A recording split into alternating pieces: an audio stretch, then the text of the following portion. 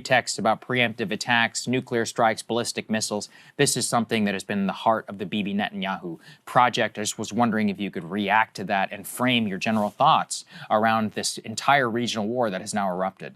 I hadn't seen that quote, but if he said it, what an asshole he is. I've been saying that for years, that this is his dream, his campaign.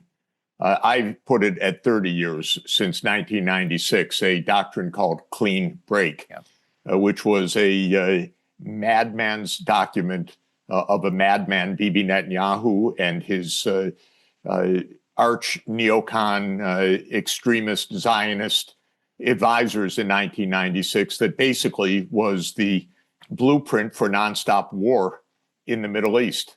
And now Netanyahu says what I've been saying. When I've been saying it, people have sometimes scoffed. But, now I know it's a 40-year plan, not just a 30-year plan. The man is a psychopath. And this is the reality of it. We have been roped into endless war by these extreme Zionists, and we're now in an ever greater escalation to full regional war for the purpose of Israeli hegemony in the Middle East. Of course, it aligns with the madmen in Washington and Langley who want U.S. hegemony in the world, but that's what this is about. They don't count how many schoolgirls are dead. They couldn't care less. That's the whole point. There's nothing in this about the dead. This is all madmen's delusions. Let's go and put up E2 on the screen here. So Trump is saying now he wants to talk to the Iranians after assassinating, their supreme leader and bombing their country and starting this war. He told The Atlantic, quote, "They want to talk. I've agreed to talk, so I will be talking to them." On the contrary, though, it does not appear that the Iranians want to talk for understandable reasons, especially after we used diplomacy now multiple times in a row as a ruse in order to attack their country. But what do you make of this outreach from President Trump and also the relative silence from the administration after launching this war? Trump's crazy. He may even believe this, but he's crazy, or he's psychopathic, or it's what's called the dark triad personality, extreme Machiavellianism, inability to understand anything, murder the other side and say, we love you. Mm-hmm. That's his approach. It's completely spiraling out of control. I don't think he's the only agent of this, by the way. I think this is the CIA longstanding effort. It's what Netanyahu said. Again, I'm better informed this morning, thanks to you. It's 40 years, not 30 years. I always put it at a 30-year effort. But we have gone to war in Libya, Sudan, Somalia, occupied Palestine, Lebanon, Syria, Iraq, Yemen, and Iran for this extremist, delusional purpose. And what have we gotten out of it? Millions dead, but we're not supposed to count the dead. Trillions of dollars of loss. Chaos from Libya to Iran. I mean chaos. A region across the entire North Africa, Horn of Africa, and the Middle East in chaos because of this insane Zionism and the U.S. complicity in it and the delusions of control. How many wars will we get into? But interestingly, 2 points. One, the American people see through this entirely. They're completely against this. Trump, to say that Trump lied is to sound like an idiot. Of course, Trump lies every time he opens his mouth. But his campaign was about not doing exactly this. Mm-hmm. But he's a puppet. He's a puppet of the CIA and a puppet of Miriam Edelman and a puppet of Bibi Netanyahu. So he's a puppet or blackmailed or something. So this is one point. The American people are completely against this. And as the Gallup poll showed last Friday, the American people are on the side of the Palestinians. Both make complete sense. This is a madhouse.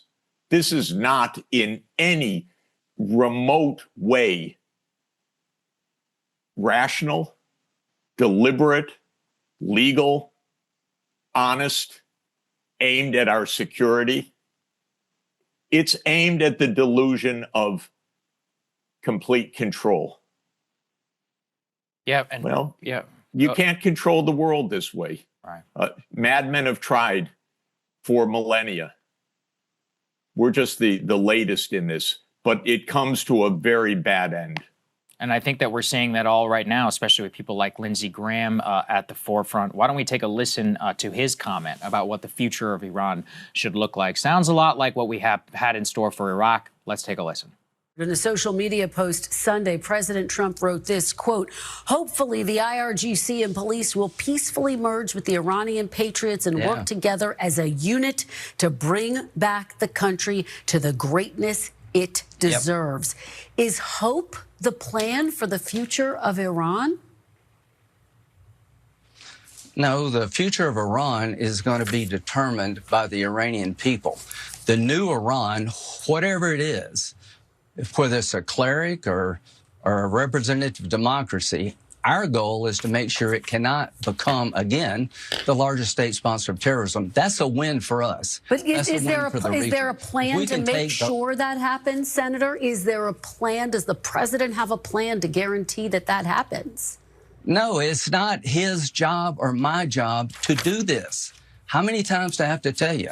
Our job is to make sure Iran is no longer the largest state sponsor of terrorism, to help the people reconstruct a new government, no boots on the ground. We don't own, this idea you break it, you own it. I don't buy that one bit. It's in America's interest to make sure the Ayatollah is dead. He's dead. He doesn't buy that you break it, you own it. He says, dodges the question there about any sort of plan that's currently in place. As you were saying earlier, it seems now like a literal madhouse in this government. Literally, sir, while you were talking, I just have to read you this quote from the Secretary of Defense. "This is not a so-called regime change war, but the regime sure did change." This is what we're dealing with now, currently. Yeah, Secretary of War, I have to correct you. We don't have defense. Sorry. I said Secretary of Defense, but yeah. we have war. Yeah. Well, I've spent decades along with bemoaning Bibi Netanyahu and Clean Break, thinking that Lindsey Graham is the stupidest person in Washington, the most vile. That's a very tough competition, by the way.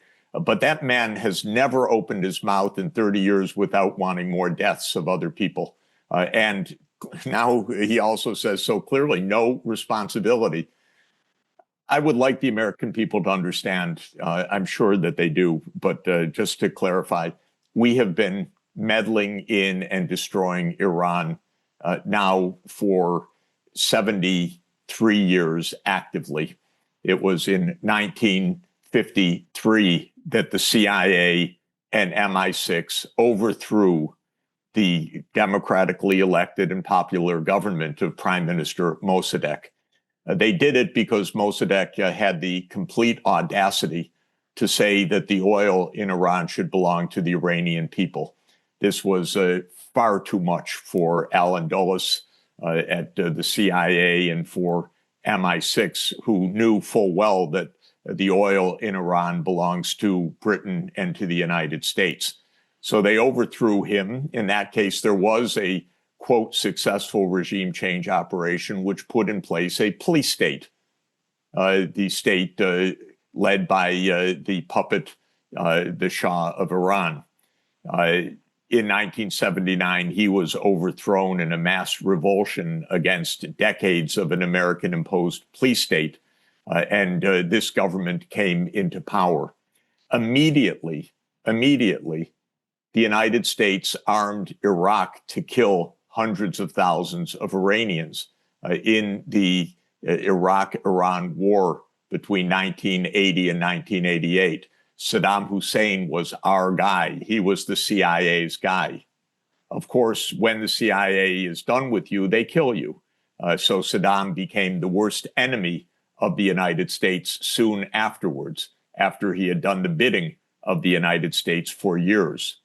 Since then, it has been, actually now I know it, since 1986, it's been Bibi Netanyahu's dream to overthrow the Iranian government. I always counted it as 1996.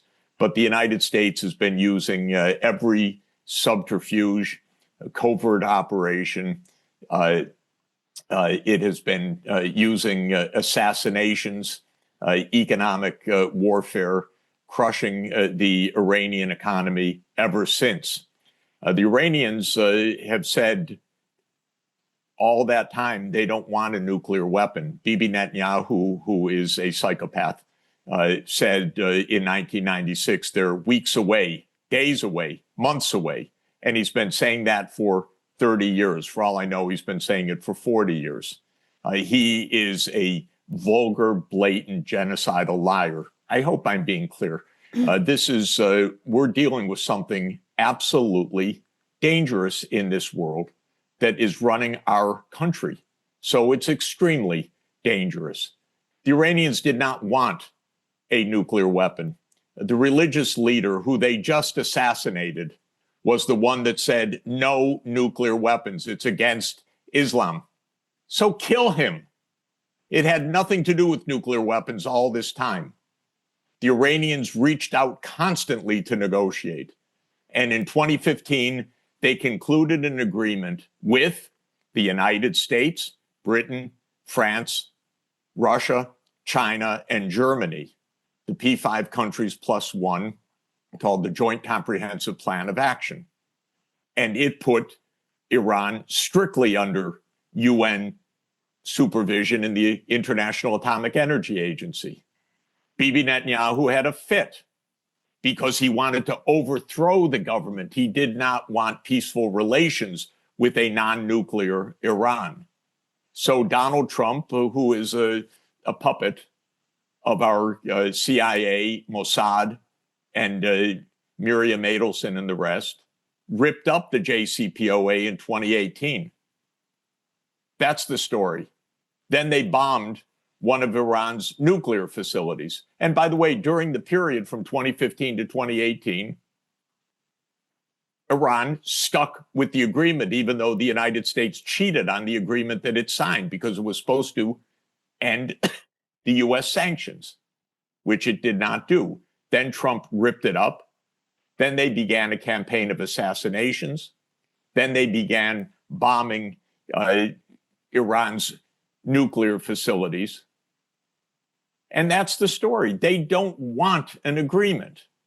Last year, they negotiated, and then in the middle of the negotiations, bombed Iran. This year, again, they negotiated, and then bombed Iran. You might ask, why did Iran come back to the negotiating table this time after the falsity last time? I'll tell you why. It's a little strange. It's a little weird. But nobody behaves as badly as the United States. So it's very hard to calibrate when there is a government that says we're negotiating, when they bring in a mediator, in this case, Oman, when the US negotiators, Witkoff and Kushner, say, oh, we're making progress. It's hard for other people to calibrate the evil that's under it. This was a premeditated war, and the negotiations are a pretext. So this is what's happening. It's amazing. You don't see this anywhere else in the world. By the way, at the emergency meeting of the UN Security Council that I attended on Saturday,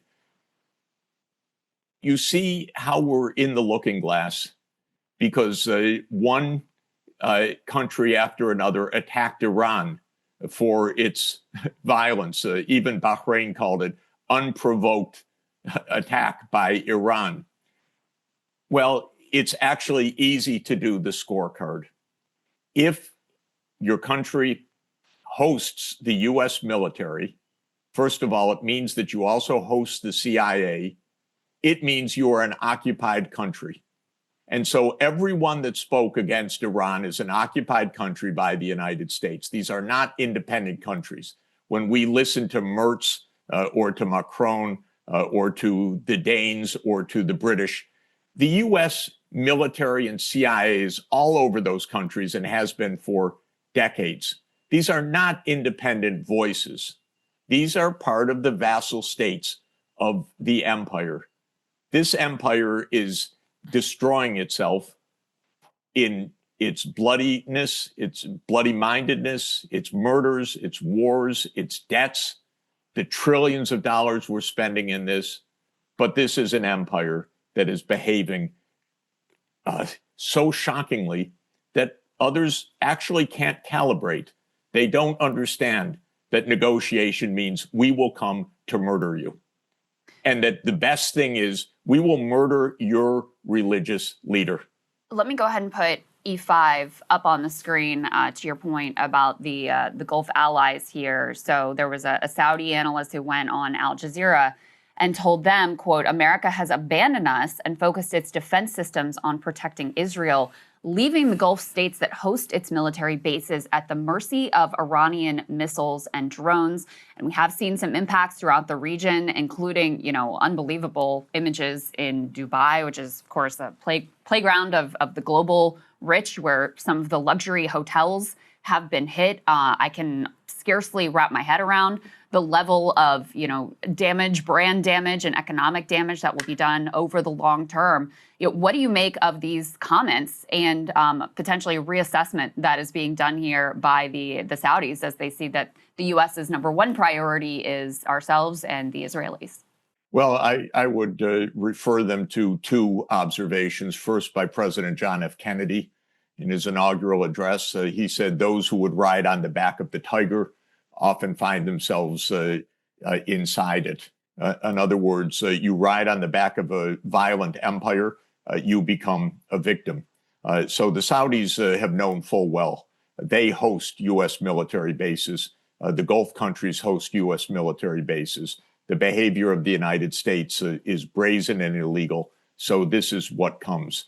I would also cite Henry Kissinger's famous adage that to be an enemy of the United States is dangerous, but to be a friend is fatal. So these countries need to grow up. They need to understand. Does the Arab world want to be a vassal of the United States? I don't think so. Does that provide them security? I don't think so. And incidentally, the damage to an entrepot like Dubai is devastating. This is supposed to be the place where it's safe to bring your family, to bring your money, to come for vacation, not to be in a hotel that is bombed. This will have a very, very long shadow on the region. But that is the miscalculation that these countries have made. They've watched the United States and Israel commit a genocide in Gaza. They were quiet because they're occupied. They think this is safe. This is not safe.